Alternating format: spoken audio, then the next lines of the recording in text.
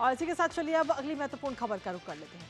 बिहार में आगामी विधानसभा चुनावों से पहले वोटर लिस्ट के विशेष गहन पुनरीक्षण के खिलाफ मामला अब सुप्रीम कोर्ट तक पहुंच चुका है।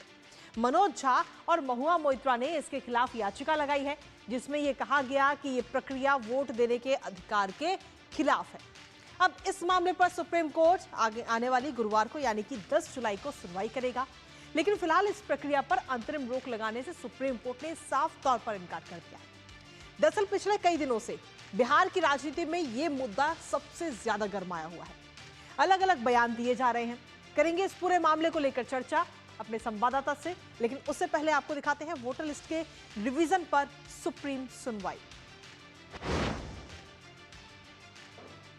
तो वोटर लिस्ट के रिवीजन पर यह सुप्रीम सुनवाई हुई और इस दौरान अब आपको बता दें कि 10 तारीख को ये सुप्रीम सुनवाई होनी है।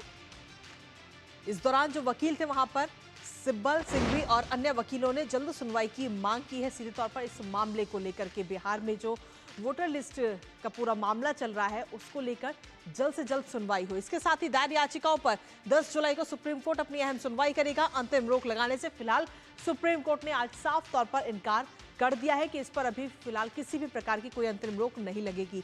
इसके साथ ही याचिकाकर्ताओं की जो अर्जी की कॉपी है वो चुनाव आयोग को भी दी जाए, ये आदेश इस वक्त दिया गया है। लेकिन इसके साथ ही वोटर लिस्ट के रिवीजन से जुड़ी हुई याचिकाओं पर भी अहम सुनवाई होगी। तो ये बड़ी अपडेट भी इस वक्त आपको बता रहे हैं। इसके साथ ही आपको बता दें कि मतदाता सूची के विशेष गहन पुनरीक्षण की को चुनौती भी दी गई है। किस तरीके से आरजेडी के सांसद है मनोज झा, वो सुप्रीम कोर्ट पहुंचे सीधे तौर पर इस पूरे मामले को लेकर के, और उन्होंने इस पूरी प्रक्रिया को यानी कि एसआईआर प्रक्रिया जो है उसे बताया कि गलत समय पर और जल्दबाजी में ये प्रक्रिया की जा रही है। मनोज झा की तरफ से ये बात कही गई है और इसीलिए वो तमाम सवाल उठा रहे हैं। वहीं दूसरी तरफ अगर हम देखें तो तृणमूल कांग्रेस की सांसद महुआ मोइत्रा ने भी इस पूरे मामले को लेकर अपनी सहमति जताई है। मोइत्रा की तरफ से और पूरी प्रक्रिया को दलितों और वंचितों के वोटिंग अधिकार छीनने की साजिश मल्लिकार्जुन खड़गे की तरफ से ये बात कही गई है।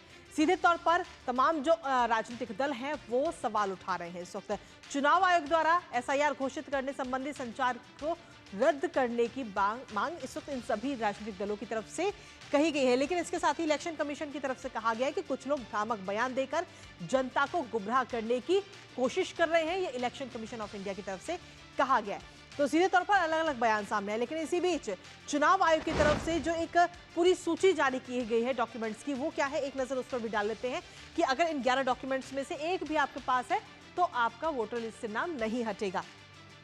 1 जुलाई 1987 से प्रमाण पत्र या कोई भी डॉक्यूमेंट तब से लेकर अब तक के कोई भी आपके पास में सरकारी कागज होगा तो वो मान्य होगा। सक्षम प्राधिकारी द्वारा जारी किया गया जन्म प्रमाण पत्र यानी कि बर्थ सर्टिफिकेट आपके पास में है तो वो भी मान्य है।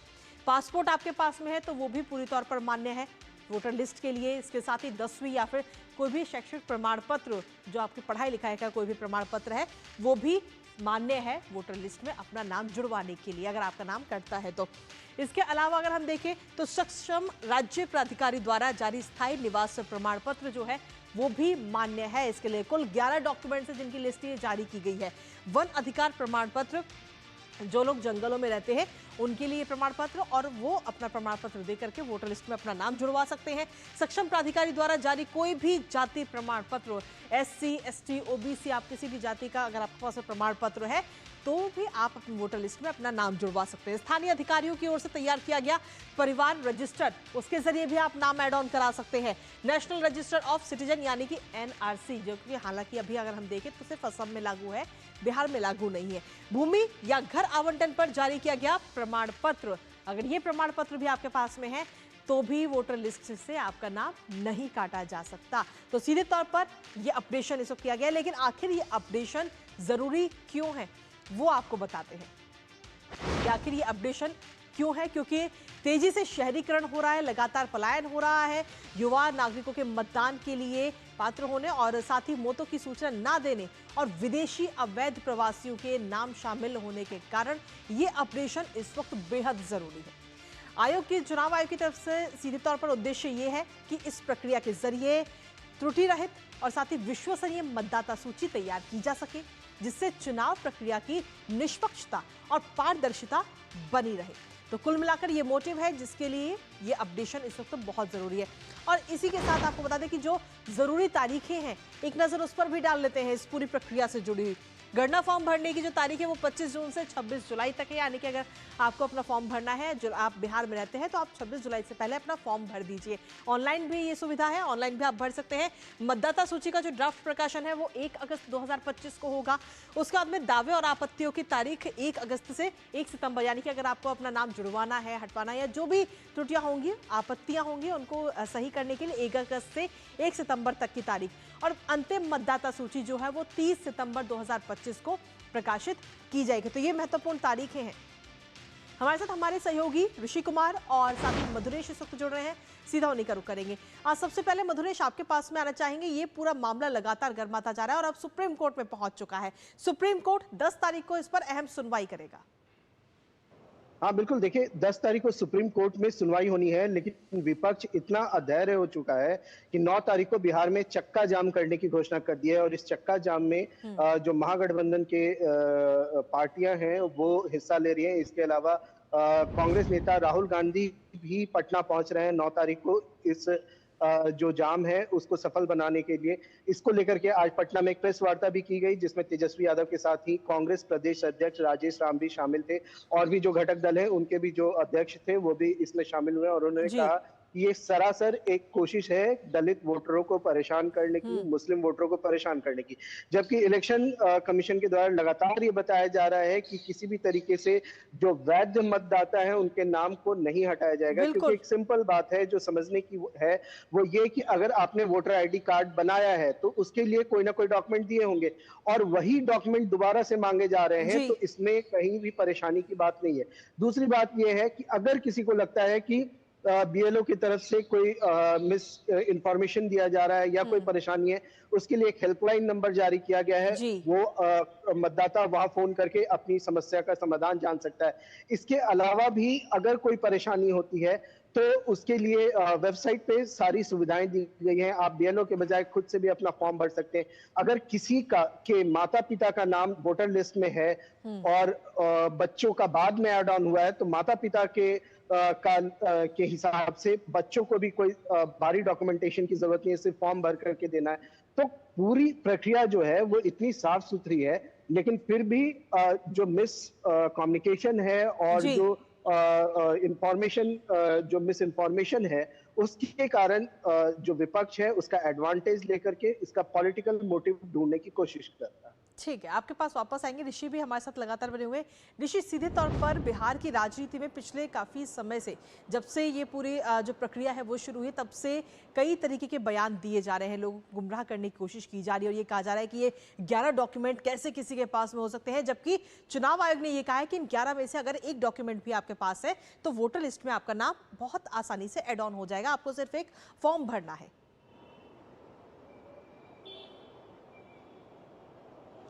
देखिए, बिल्कुल जैसे कि आपने 11 डॉक्यूमेंट का जिक्र किया, अब तो आयोग ये कह रहा है कि गणना फॉर्म को आप फिलहाल जमा कर सकते हैं और ये किसी भी तरीके का कोई भी प्रमाण जो है, क्योंकि देखिए चुनाव आयोग की तरफ से जब भी किसी को मतदाता सूची में शामिल किया जाता है तो उसके लिए 2 चीजें बहुत जरूरी होती हैं।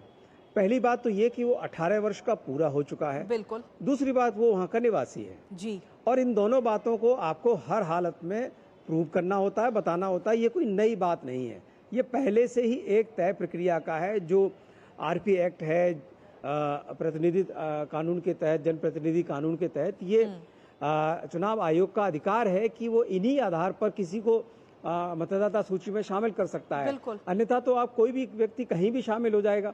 तो इस तरीके से जैसे इस सूची का लेकर जो अब तक सबसे ज्यादा जो बात कही जा रही है कि ये जल्दबाजी में जैसे की जा रही है या इसको लेकर समय कम रखा गया है, लेकिन ये आयोग की जिम्मेदारी है। और जब आयोग इस मामले में सक्षम है और वो कह रहा है कि हम इसके लिए पर्याप्त हमारे पास सुविधाएं हैं और पर्याप्त मशीनरी के आधार पर हम कर रहे हैं और जो तय प्रक्रिया है उसी के अनुसार हो रहा है। अब देखिए, जहाँ तक चुनावों के दौरान अब तक बात होती थी कि ईवीएम में गड़बड़ी की शिकायतें लोग करते थे, अब मतदाता सूची में गड़बड़ी की शिकायत हो रही है। आयोग जब इस चीज को पहले से ही सुनिश्चित करना चाहता है कि हम स्पेशल इंटेंसिव रिवीजन के माध्यम से इस सूची को एक सैक्रेड, मतदाता सूची के बारे में कहा जाता है कि ये पवित्र होती है, सैक्रेड लिस्ट मानी जाती है, यानी कि ये बनाई गई है, ये पूरी तरीके से दस्तावेज पर आधारित होती है और सत्य पर आधारित होती है। क्योंकि कोई भी ऐसा व्यक्ति अगर 18 वर्ष का नहीं है, अगर वो मतदाता सूची में शामिल है, जी। तो एक तरीके से ये गलत है और ये लोकतंत्र के खिलाफ है। बिल्कुल। और अगर कोई यहाँ का निवासी नहीं है और वो मतदाता सूची में शामिल है, तो ये गलत है, ये लोकतंत्र के खिलाफ है। और इस चीज को अगर सुनिश्चित करना है तो इसके लिए कोई ना कोई तो प्रक्रिया अपनानी होगी। बिल्कुल। और उसी प्रक्रिया को अपनाने का प्रयास किया जा रहा है और उसी को लेकर चुनावी यहाँ पर नफा नुकसान मुद्दे बनाने की कोशिश हो रही है। जी जी। इसी के साथ अगर मधुरेश हम देखें तो सीधे तौर पर ये जरूर नजर आता है कि कोई ना कोई एक मुद्दा होना चाहिए विपक्ष के पास में भुनाने के लिए, और वही एक मुद्दा अब इस वक्त मिल चुका है। वोटर लिस्ट में जब जो गड़बड़ियां हैं उन्हें ठीक किया जा रहा है, तो अब इसी मुद्दे को भुनाने की कोशिश की जा रही है और अब सुप्रीम कोर्ट का भी दरवाजा खटखटाया गया।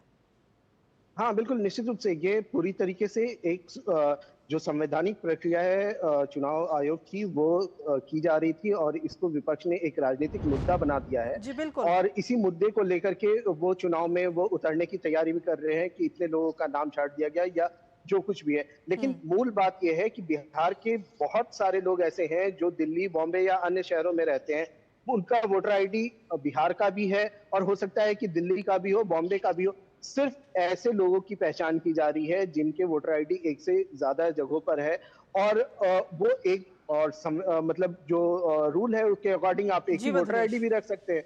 तो ऐसे लोगों की सिर्फ पहचान की जा रही है ताकि उन लोगों को अलग किया जा सके और वोटर लिस्ट को बिल्कुल क्लीन बनाया जा सके, ताकि कल के डेट में विपक्ष जो है वो वोटर लिस्ट पर एटलीस्ट कोई सवाल ना उठा सके, जैसा कि बाकी जगहों पे चुनाव हुआ तो उठाया गया। जी मधुरेश, आपके पास आएंगे, लेकिन ऋषि एक छोटा सा सवाल और आपसे लेना चाहेंगे, क्योंकि इससे पहले अगर हम देखें तो जब दिल्ली में विधान चुनाव हुए थे तो उस दौरान भी वोटर लिस्ट में कई सारी गड़बड़ियां नजर आई थी। एक ही मकान पे 40-40 लोगों के नाम सामने आए थे और कहीं ना कहीं उसके बाद में ये जो स्टेप उठाया गया चुनाव आयोग की तरफ से, ये बहुत ज्यादा जरूरी था।